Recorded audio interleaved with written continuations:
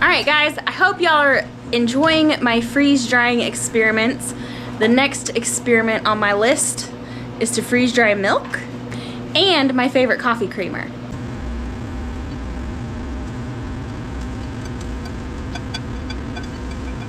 Well, it looks like one tray holds one 32-ounce bottle of coffee creamer.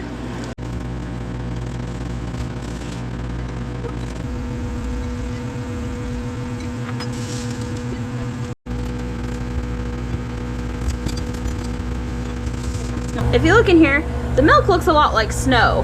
However, we had a little bit of an accident. If you look down here, that coffee creamer expanded so much, it looks like spray foam.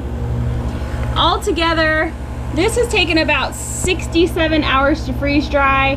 Now, it has been on extra dry time for quite a while, so it's actually taken less than 67 hours. But I always set my dry time kind of long so that if I'm not home when it's finished, it'll just keep going.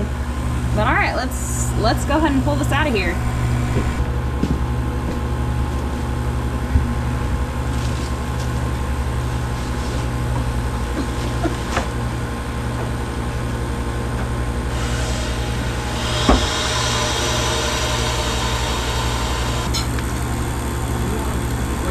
Whoa!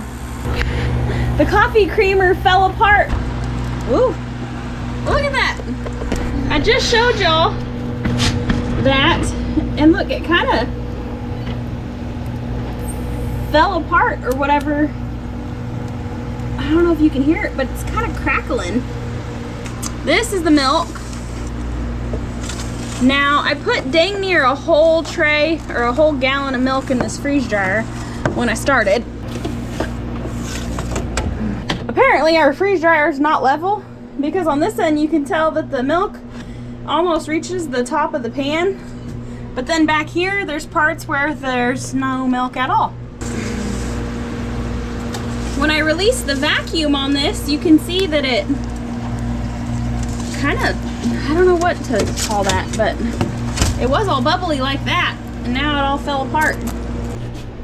Alright, I'm going to show y'all what supplies I have for this. I'm going to do this a little bit differently. I've decided that it's probably going to be best put this stuff in mason jars rather than freeze dryer or Mylar bags. So, here I have a couple quart size wide mouth jars. I also bought this cool handy dandy vacuum sealer thing a few years ago. So, it comes with this hose, so it just plugs in right here, like so. But this one's for wide mouth jars. I also have one right there for just regular mouth jars. This just pops in the top right here, and then it just goes on the top of a jar, and I just push the vacuum seal button and it vacuum seals the jars. So I'm also going to use my food processor. I want to put the milk in here and the coffee creamer in here and do turn them into powder before I can them. So that's that. All right. See? Look at this, guys. Check that out. Look, it's got all kinds of air bubbles in it. It looks like styrofoam. Uh-huh. Look at it. When I scrape it off the pan, check this out. It just kind of... It just kind of goes off. That is so weird. It falls apart like very old styrofoam. Uh-huh.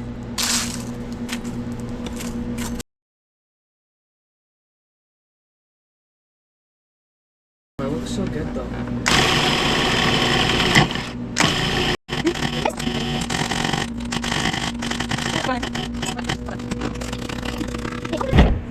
Sure.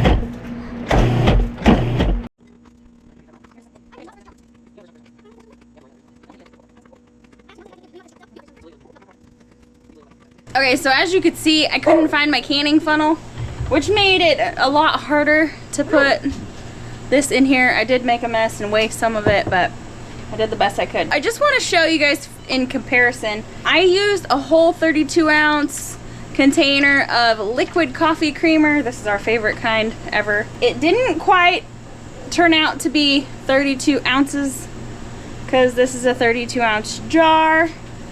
I don't know exactly how much, but it looks like it filled it about 3/4 of the way up. We lost about a quarter of volume in the freeze drying process with this coffee creamer.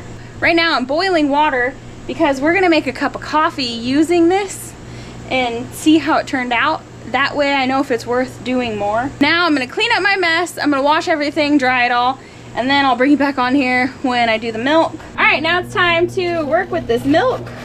Look at this.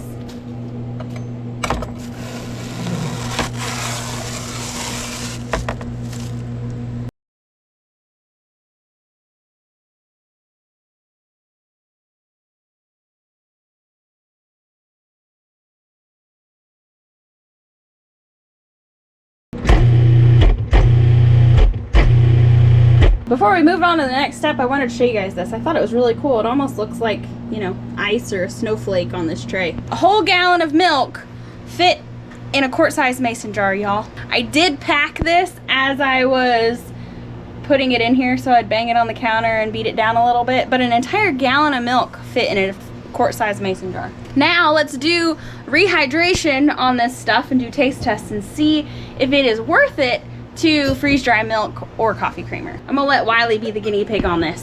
So I'm the model. yeah.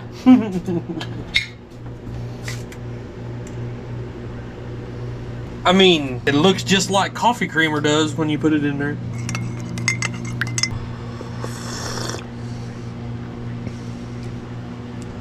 I mean, that's perfect for me. I like my creamer with a little bit of coffee in it, y'all.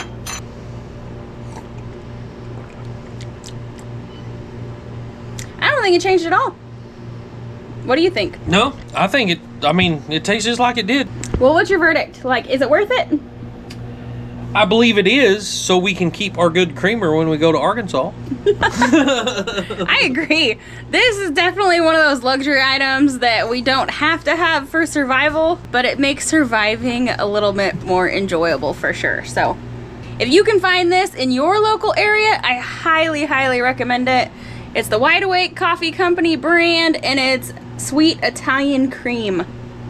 Now it's time to rehydrate the milk. I've got a little less than 8 ounces of water there. I'm just gonna take about a tablespoon and put it in there. See how it turns out.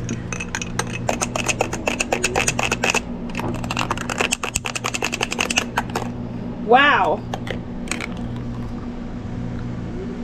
It is not wanting to rehydrate. So this is cold water and it's not working.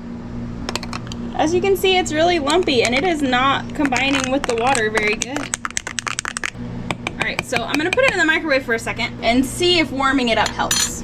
All right, so I put this in the microwave for 1 minute and actually that seems to have helped. You can tell there's not really any lumps in it now.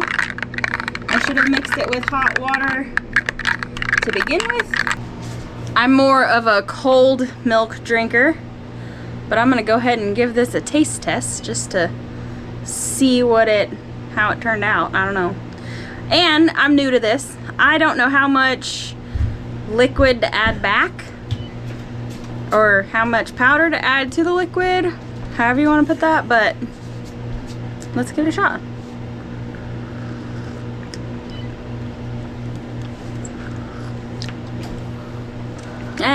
I've got to say, the flavor of the milk did change a little bit. It's not nearly as gross as store-bought milk powder, so it is definitely an improvement.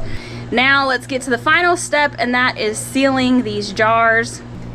I'm cleaning the rim of the jar just like I would if I was going to pressure can. I want to make sure it has a good clean seal. All right, so you just put the lid on like this. The lid goes on there just like that.